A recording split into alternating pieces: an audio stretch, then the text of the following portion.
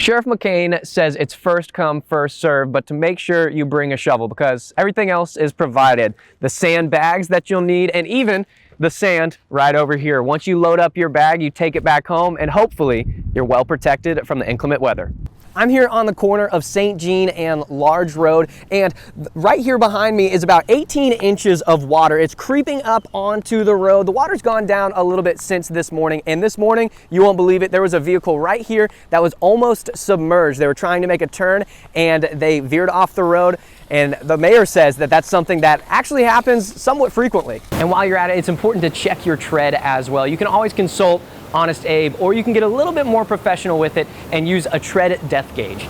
Thanks to $500,000 of federal money, some abandoned locations in Pineville, like the one behind me, are going to be able to get some much needed cleanup. The Louisiana Christian University men's soccer team came out with a big 3-0 win against Houston-Tillotson University. The Wildcats were propelled to victory with goals from Natty Asamba, Sergio Pita Martin,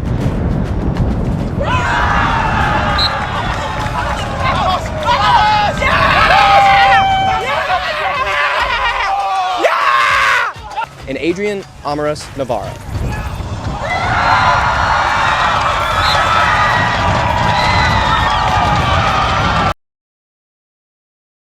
I'm like on a little island.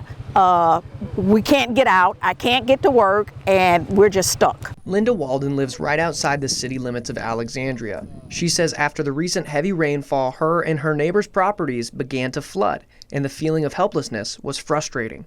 I had to be up there 2:30 this morning putting everything that we possibly could as high up as we could and moving it to higher ground so it wouldn't get wet and we lose it.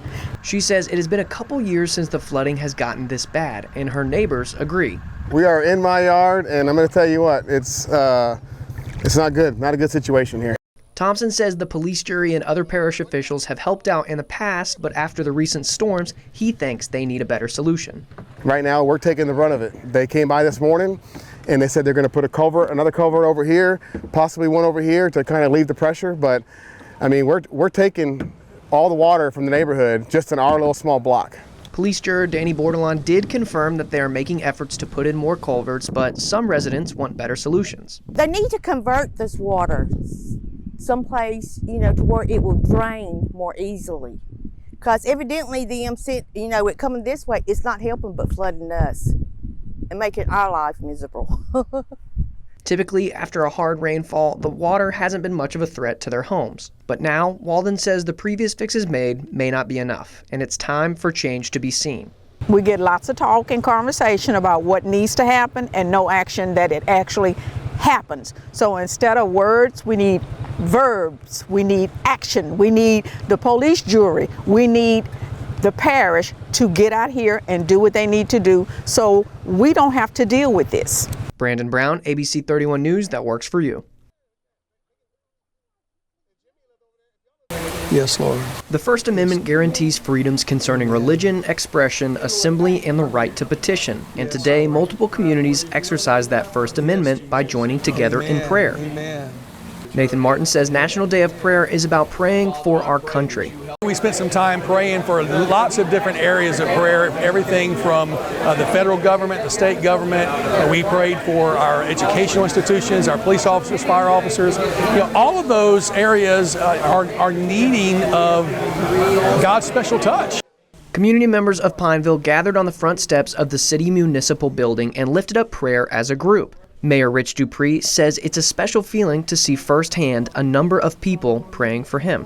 It's very humbling, first of all, to look in a prayer guide and see your name and to hear people around you pray for you by name. It's very humbling, but it's also very encouraging because it is really what community is about. The town of Ball also had their own gathering, but what Mayor Gail Wilkins says is the most special is the shared sentiment that transcends town and city lines. Central Louisiana, it's very evident God is first. God and family. So it's very easy to see why we would take this day in our communities to honor him for all he's done for us, for our people, and for our children. It's a wonderful feeling to know that we can openly honor our God together as one, united in all communities.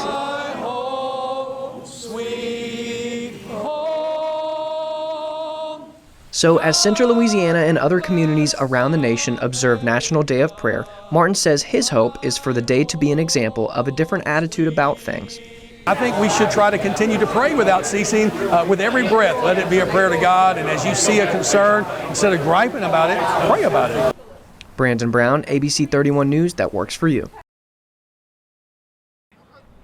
The champions of the Sooner Athletic Conference and NAIA title hopeful Louisiana Christian University Wildcats are set to face Baker University in the first round of the NAIA tournament. Coach Drew Maddox says LCU football is getting used to playing for history. It's just that anticipation of, kind of a champion's heart of, we're going to get it done. It doesn't matter how. LCU came out victorious after battling back from a 24-10 deficit in the fourth quarter against Texas Wesleyan and went on to win thanks to explosive momentum-swinging plays. For the first time since they were down 7-0, Rogers throws. It's picked off at the 29-yard line. Oh, my mio. Senior defensive back Cole Jones picked off Texas Wesleyan late in the fourth quarter, playing a huge role in the Wildcats' comeback. He says the team had confidence they would win, even down big, and his interception was just an example of the team's resiliency. We knew we was going to find a way to come back, but we just ain't know how, and we just had to keep working and keep grinding, As the clock winded down in Fort Worth, LCU sat in position to win the SAC title and an automatic bid to the NAIA tournament. Kicker Hunter Martinson says the kick that advanced the Wildcats was an answered prayer. I said a little prayer, and I just knew as soon as I got up from saying my prayer, I knew it was going to go in. So on the way, a line drive. Does that get through? It does. He drills the line drive.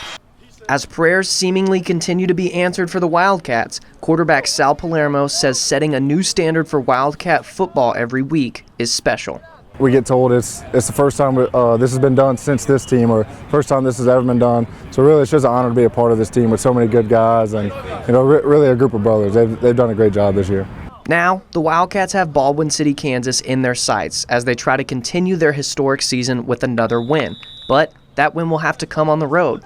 Luckily, Coach Maddox says the team's conference scheduling prepared them to be road warriors. All of our good teams in our conference, we played them on the road. No disrespect to anybody else, but the top echelon of the conference, we played on the road. And Langston was 8 hours away, and Panhandle was 11 and a half hours away, and Ottawa was 20 hours away. And so even our short trips are 4.5, 5 hours away. So we're ready. We're ready. And as the Wildcats continue to roll, he has a message for the team. Let's just run it till the wheels fall off and see what we can do that way. Brandon Brown, ABC 31 News, that works for you. The semester began with a heavy note as the Louisiana Christian University community said goodbye to a longtime friend. Our professor Tim Roper passed away in December following a long illness after he had surgery the year before. Roper was known on campus as a man of many talents, as a painter, graphic and web designer, and even a musician. But more than that, Roper impacted as many students over his 18 years, and for his colleagues in the art department, Roper was a man impossible to replace. What's up, Wildcats? Welcome back to campus in all things LCU sports. Let's get right into the action. Both basketball teams have been busy since last semester. The men currently sit at 6-9 on the season and will play twice on the road this week. The team will play Paul Quinn College in Dallas, Texas on Thursday at 7:30 p.m. and Texas A&M Texarkana on Saturday in Texarkana at 4 p.m. The Lady Wildcats are 500 on the season with a record of 7-7. Like the men, the team will play Paul Quinn College in Dallas, Texas on Thursday at 5:30 p.m. and Texas A&M Texarkana on Saturday in Texarkana at 2 p.m. Keep up with scores and updates on lcwildcats.net and have a Wildcat week. For all things LCU sports, I'm Brandon Brown. Back to you guys at the desk.